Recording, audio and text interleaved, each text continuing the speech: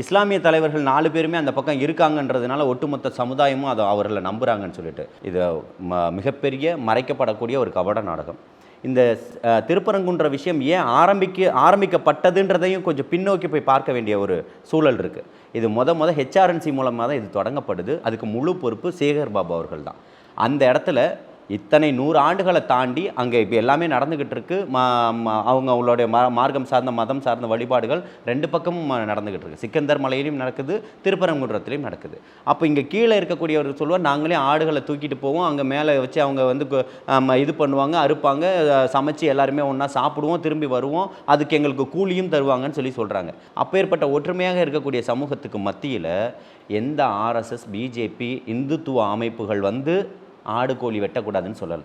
இந்த PK சேகர் பாபுவும் இந்த திமுகவினுடைய அரசை சார்ந்தவர்கள் தான் அங்கே போடுறாங்க. அப்போது நீங்கள் உடனடியாக அந்த அதிகாரி மேலே நடவடிக்கை எடுத்துக்கிட்டு இருக்கணும். ஏன்னா உங்கள் பக்கம் தான் எல்லா இஸ்லாமிய தலைவர்களும் நின்றுட்டு இருக்கிறாங்க.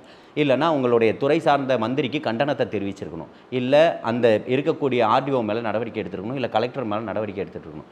ஒட்டு மொத்தமாக ஒரே இதை போட்டு நீங்கள் மேலே போகக்கூடாது, வழிபாடு பண்ணக்கூடாதுன்னு என்னுடைய வழிபாடை நீ மறிக்கிறதுக்கான அதிகாரம் உங்களுக்கு யார் கொடுத்துருக்கான்னு கேட்குறேன். அதனால் அம்பேத்கர் வகுத்து கொடுத்த அரசியல் சாசன சட்டம் அதை சொல்லித்தரல. தனி மனிதனுக்கு எல்லா திரௌபதி முர்மு அவர்களுக்கு என்ன உரிமைகள் இங்கே வழங்கப்பட்டிருக்கோ, கடைகோடியில் இருக்கக்கூடிய காசு பணம் வீடற்று நிலமற்ற உணவற்ற ஒருத்தனுக்கும் அந்த சட்டம் அதுதான் கொடுத்துருக்கு. அதுதான் புரியுதுங்களா?